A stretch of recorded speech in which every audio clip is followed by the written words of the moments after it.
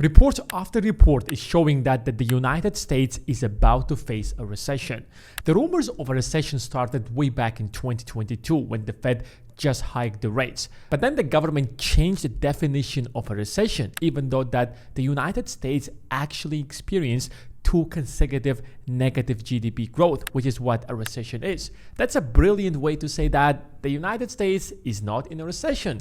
We are doing fine. However, we have to give credit to the Fed for accurately hiking the rate in such a way that they did not destroy the economy. Yes, of course, there was a market crash. A lot of companies went bankrupt. A lot of people lost their jobs. But overall, the economy is doing fine. And a lot of economists since then started predicting a soft landing. Even the chairman of the Fed himself, Jay Powell. A soft landing is when the economy doesn't instantly slide into a recession or a depression or any kind of financial crisis, but gradually falls into a crisis. That would be perfect for the economy because no one is going to experience a shock when everything is falling down, when the stock market is collapsing.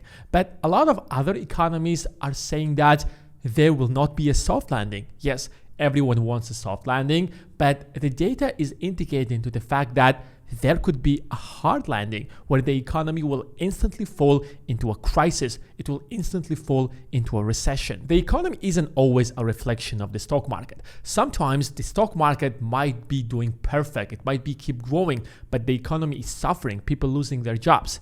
However, in the long run, the stock market will always follow the economy. I mean, when the economy is in a crisis, unemployment starts rising. And when unemployment rises, people will have less money to spend. They will have to dig deep into their pockets in order to put food on the table.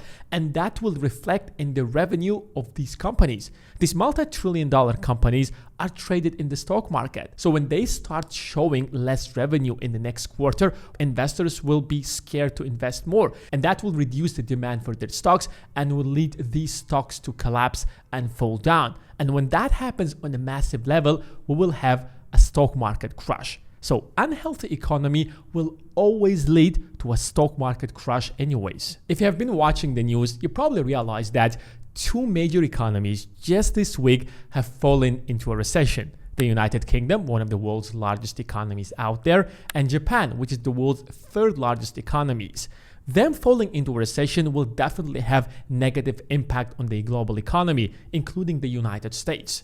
I mean, these 2 countries have been stagnating for the last decade or so, but officially they have just fallen into a recession. But a lot of people don't understand that a recession isn't always something bad. Yes, of course, there is a long list of negative consequences of a recession. Well, people start losing their jobs. They will have less money. They will have to spend their savings. However, if you look at it from a whole different perspective, you will realize that a recession is actually an opportunity to make a lot of money.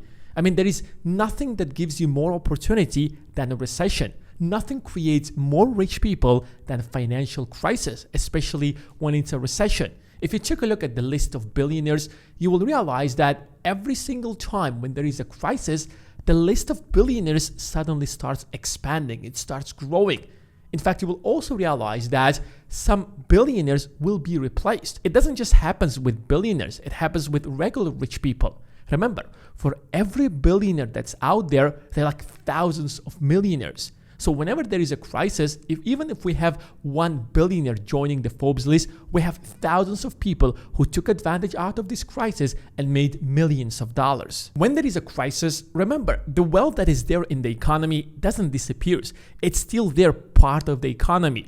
What happens to that wealth is that the perception of people about the future of the economy starts being negative. So they start spending less. That will drop the value of that wealth in the economy, but it's still there in the economy because people are afraid to spend. People are afraid to buy stocks. In fact, they start selling stocks. So the value of that wealth during that period will fall down. And the people who understand how crises work, people who understand, who are not afraid, who are risk takers, they understand that sooner or later the economy will recover. They start jumping in and buying those assets. And that's what taking risk means. When the future is uncertain, when the future looks blurry, that's when you jump in and start investing and start buying and start opening a business. If you have an analytical mind and you understand the nature of crises and you understand the nature of the market, instead of giving up to the emotions, you start thinking with your mind. You start taking decisions based on fact and logic and the circumstances on the ground. Yes, everything is falling down right now, but that's not a forever thing. It will recover because you have done your math and you know what's happening. The media will, of course, start exaggerating the crisis, but because you understand how everything works, you're not going to give up to the emotions of fear. But the question that a lot of people have in mind is that how on earth do these newcomers actually take advantage out of this crisis while the world's largest companies sometimes do not? I mean, these companies have more money, they have more resources, they have more people, but somehow these newcomers are able to take advantage out of this opportunity and the wealth changes hands. I mean, isn't that something weird? Well, what happens usually is that all of these multi-billion or sometimes multi-trillion-dollar companies get comfortable. They stop seeing the big picture. They start focusing on the short-term profits instead of actually conquering the market over the long run. And that's how they lose competition. Take a look at Boeing. It's one of the most successful companies out there. It's literally an American icon. When you think of the United States, you think of Boeing. And they have built Boeing 737. It went on to become the most successful plane in history. Over 10,000 of them were produced. And even today, 50 years later, 5,000 airlines across 200 countries are using Boeing 737. But guess what's happening today? Boeing is losing competition. Why? Because they have focused on building the next plane with the mindset to make as much profit as possible. It's absolutely normal when companies are focused on making more money, but when making more money becomes the only priority and you stop focusing on making a great product, that's when you start losing. And that's what happened to Boeing. They started cutting a lot of corners when building that plane. And that product has a lot of problems today. It's actually causing Boeing a lot of money every single day for not being able to produce a proper plane that could challenge Airbus today. Lehman Brothers is another example. I mean, if you just go back to 2007 and ask anyone that, will Lehman Brothers go bankrupt? Nobody will ever believe you because this is an American icon. This company has been out there for over 100 years. This was the biggest shark on Wall Street. And yet in 2008, it went bankrupt. Why? Because the CEO, the management of that company, focused on filling their pockets instead of growing the company. And that's why it went bankrupt. So don't be discouraged by the fact that you're a small fish in this vast ocean filled with Wall Street sharks. Even if you don't have as much money as Wall Street, even if you don't have as much resources as they have, that doesn't mean that you cannot take advantage out of that crisis. You might not be building the next billion-dollar company, but every single person during these periods have the ability to actually take advantage and build some wealth. No matter how bad it gets, no matter how dark it gets, the economy will bounce back. Take a look at this chart. What you see here is that all of the crises that happened over the last 50 years. What you see constant here is that after every single crisis, yes, the market has tanked into a crisis, but it literally recovered and kept growing. When the crisis just happened, it created a panic in the market. And the people who gave up to their emotions, who did not understand how the market works, they started selling their assets. But at some point, the market cannot just keep crashing because the US economy has solid foundations and it started growing, especially when the people who've been waiting for this opportunity, who've been saving their money, jumped in and started buying those assets. The market starts recovering and starts growing. And the same thing repeats over and over. The people who understand how everything works, the people who actually have been saving their money in order to buy those assets at a huge discount made a lot of money. But the people who did not understand how everything works, the people who gave up to their emotions, lost their assets and sold them at a huge discount. As one of the legendary investors once said, Nathan Rothschild, buy when there is blood in the streets. And that's the definition of a risk. When you buy something and the future is a bit blurry, when you don't know what exactly is waiting for you, the higher the risk, the higher is the reward, the higher is the return that you can make on your investment. Of course, you can go out there and buy and invest in the safest assets, for example, such as government bonds. You know for a fact that you will get your money back, especially if you're buying a US government bond. You know that the United States is not going to go bankrupt. They have the Fed that is ready to print any amount of money that the government wants. People might say that Fed is independent, it's privately owned. But guess what? Who appoints the head of the Fed? The President of the United States. In 99% of the cases, when the Fed says that it's going to print money, they're printing money because the government told them to do so. So if the government runs out of money to pay you back, they will just ask the Fed to print that money and they will give you back. And the worst case scenario is that, unlike your friend who might actually lose his job and might not be able to pay you back, the government can simply raise the taxes and pay you back. The government literally has the best source of passive income. People are constantly working, they have their jobs, and they're paying their taxes. And if the government needs money urgently, they will just raise the taxes and pay that money easily. And that's why you cannot expect high returns when it comes to safe investments such as government bonds. But when it comes to a recession, you can easily make like 100% on your money.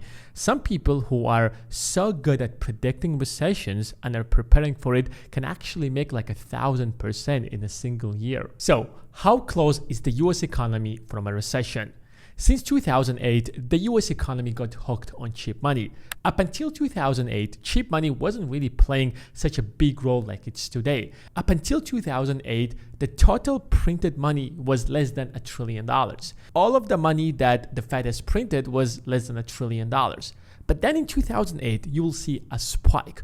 Overnight, the Federal Reserve printed another $1 trillion.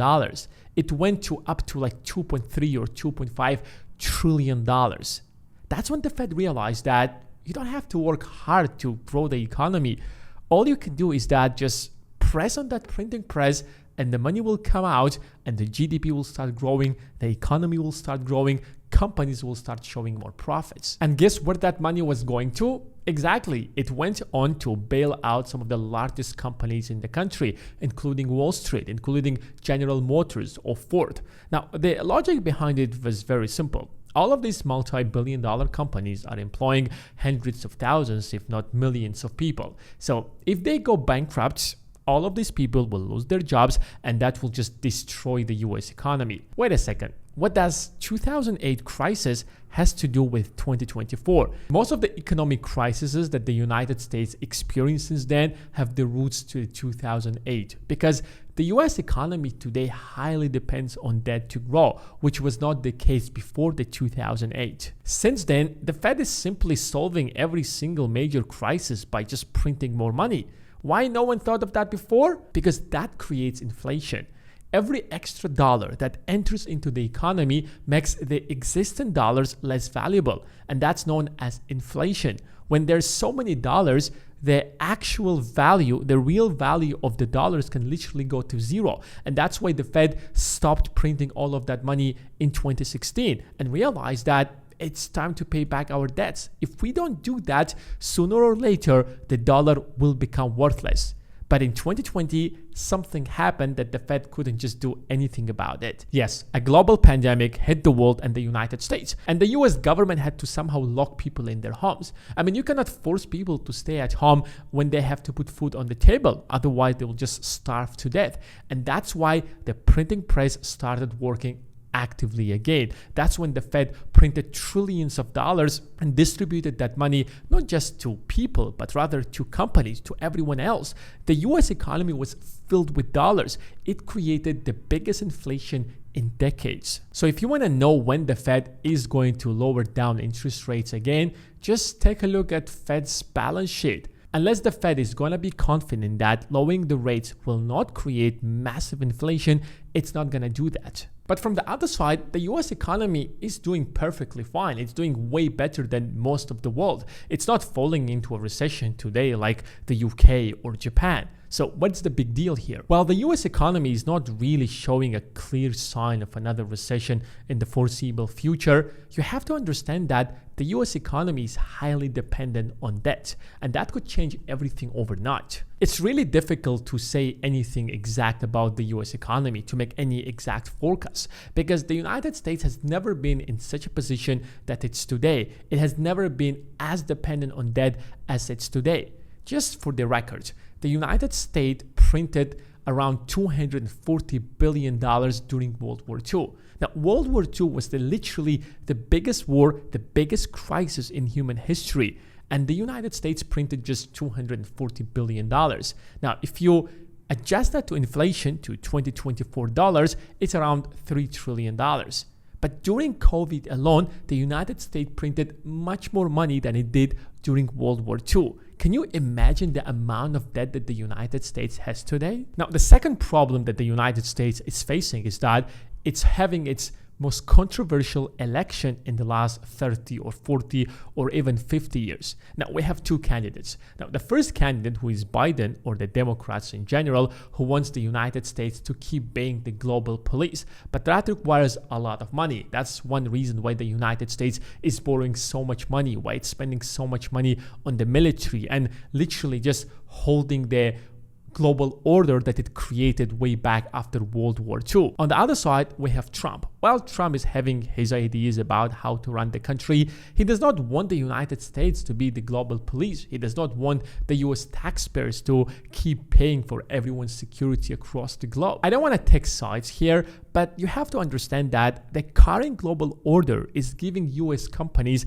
a competitive advantage over everyone else, because the United States controls the global financial system, the United States controls the global supply chain, and literally the United States has the strongest negotiation power than any other country on the face of the earth. And part of the reason the US has such a power is because it's spending so much money on its military and is playing the role of the global police. So while the United States might not face any immediate risk of falling into a recession in the foreseeable future, the global geopolitical changes that could happen over the next 12 months or 24 months could actually change everything for the United States. And that's when you should jump in and start investing and start buying and take advantage out of that opportunity.